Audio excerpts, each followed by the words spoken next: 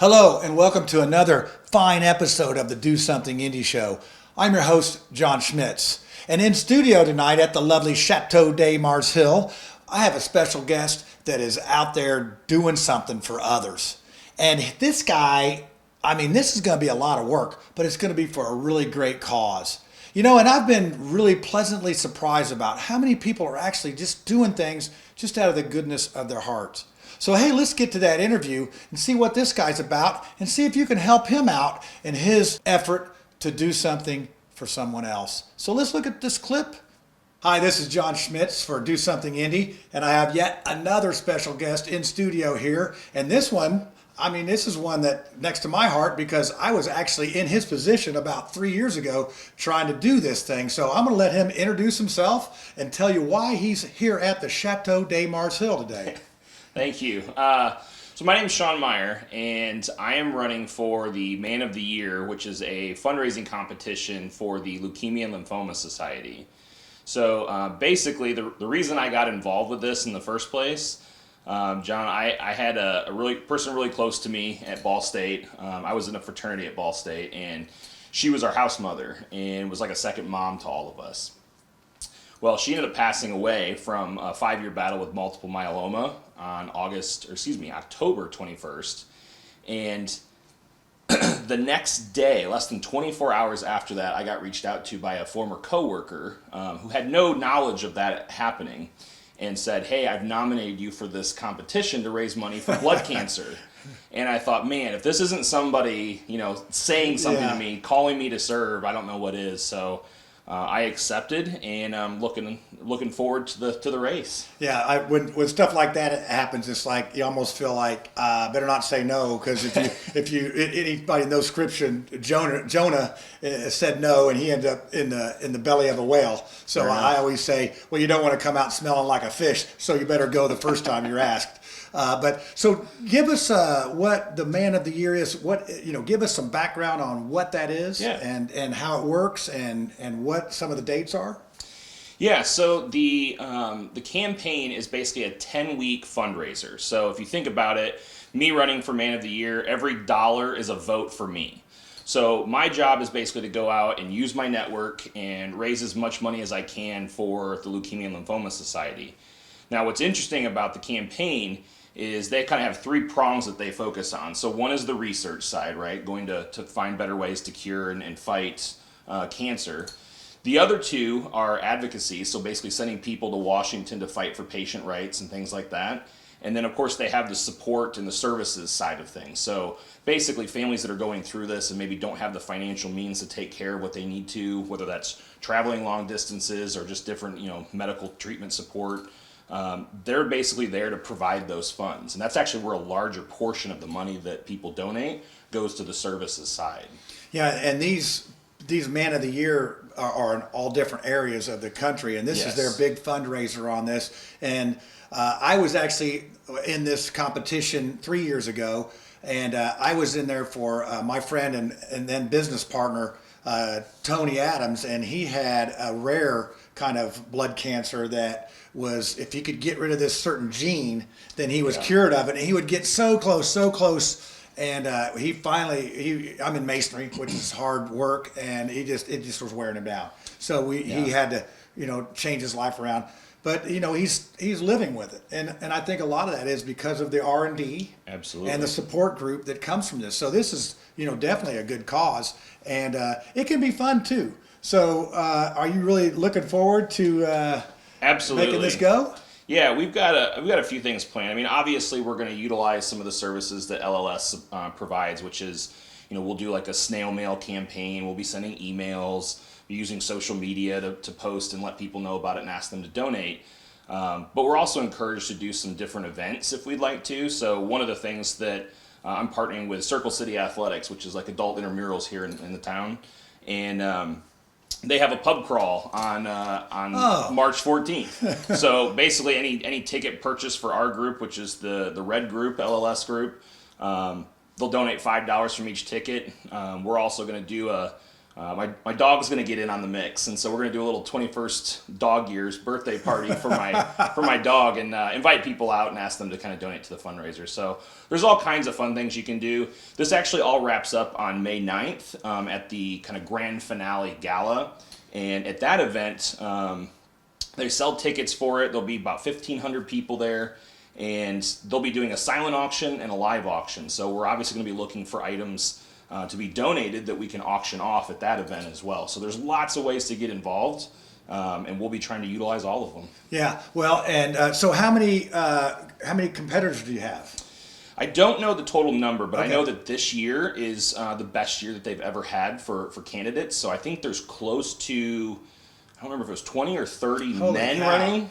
Yeah. And then there's like 20 women running as well. So this is a really big group this year. It is. And I know last year they hit they crossed the $1 million threshold. I think they raised $1.2 million in the Indiana chapter. Oh alone. yeah, it's serious. So they're really looking to make an impact this year, and I hope to be a part of that. Yeah, so they have kids that do it. They have the Yeah. men and the women, and 20 to 30. I think there was like 12 when I did it. And, Yeah, it's really and grown. one guy just crushed it. I mean, I was sort of weak, but I raised some money and it was fun.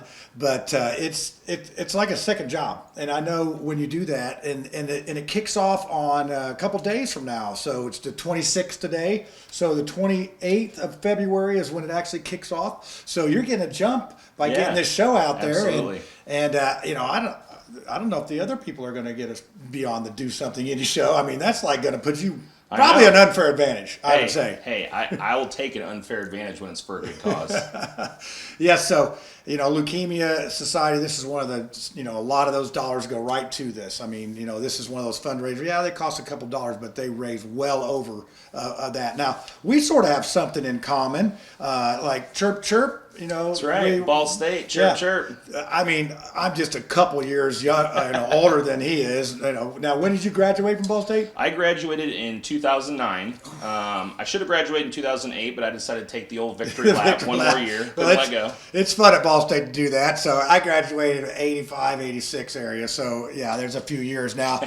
You were in a fraternity up there that wasn't even there when I was there, Correct. right? Yep. So the fraternity of Phi Gamma Delta, also known as Fiji, got a lot of brothers that are going to be joining me in the campaign and helping out. But we chartered in 2001, so haven't been there too long.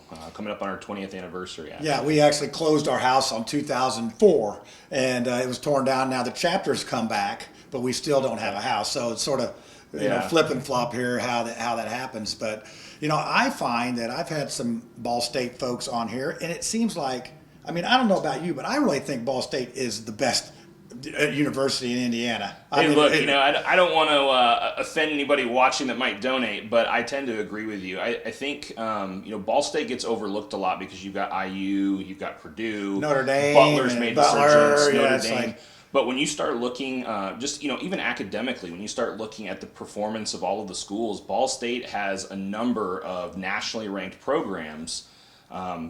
Academically, they're a force to be contended with, and I think the new president of the university, Jeffrey Mearns, has done a fantastic job of involving the university with the community and just really growing the university. They had record number of applications this past year to. Hey, it's fun.